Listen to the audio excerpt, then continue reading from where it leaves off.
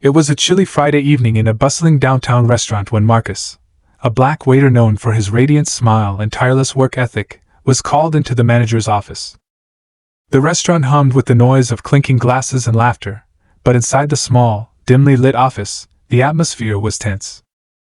Marcus stood before his manager, Mr. Reed, a man known for his cold demeanor. "We're letting you go, Marcus," Mr. Reed said bluntly, avoiding eye contact. Marcus felt the words hit him like a freight train. "But why?" he asked, his voice steady despite the storm brewing inside him. Reed sighed, shuffling papers on his desk. "We've had complaints.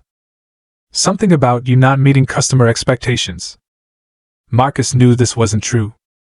For years, he'd worked harder than anyone else, covering shifts, handling rude customers with grace, and even staying late to help the kitchen staff clean up. But he also knew the real reason for his termination. It wasn't about his performance, it was about something deeper, something unspoken. Without another word, Marcus walked out of the office, his head held high. His colleagues avoided his gaze as he grabbed his coat and left. The icy wind outside stung his face, but it couldn't match the sting of betrayal he felt in his heart. For a week, Marcus kept to himself, struggling to figure out his next move. Bills were piling up, and job opportunities were scarce. One evening, as he scrolled through his phone, he came across a video of a famous entrepreneur talking about turning adversity into opportunity.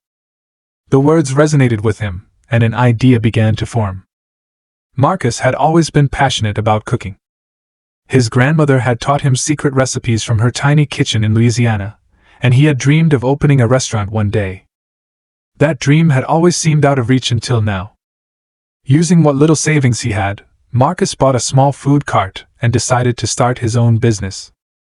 He called it Soulful Bites, a tribute to his grandmother and the comfort food she used to make. His first menu featured classics like gumbo, jambalaya, and beignet, each dish crafted with the love and care that had been instilled in him as a child. On his first day, he set up his cart near a busy downtown park. At first, people walked by without noticing. But then the aroma of his food began to draw them in. His warm demeanor and passion for his craft won over the first few customers, and word quickly spread. By the end of the week, Marcus's food cart had become a sensation. Social media posts about the best gumbo in town started trending, and lines began forming around the block.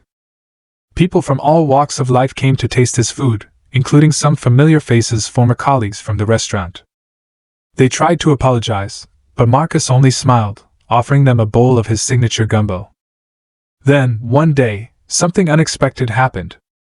A black SUV pulled up to his cart, and out stepped a man in a tailored suit.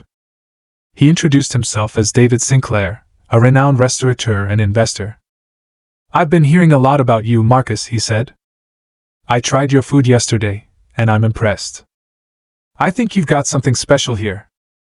Marcus listened in awe as David proposed a partnership. "Let's turn this food cart into a full-fledged restaurant," he said. "I'll handle the investment, and you'll be the star." A month later, Marcus's dream became a reality. The grand opening of Soulful Bites Bistro was a spectacular event, attended by food critics, influencers, and even local news stations. The restaurant became a beacon of hope and resilience, celebrated for its authentic flavors and inspiring story. But the most unforgettable moment came when Mr. Reed, the manager who had fired Marcus, showed up at the restaurant.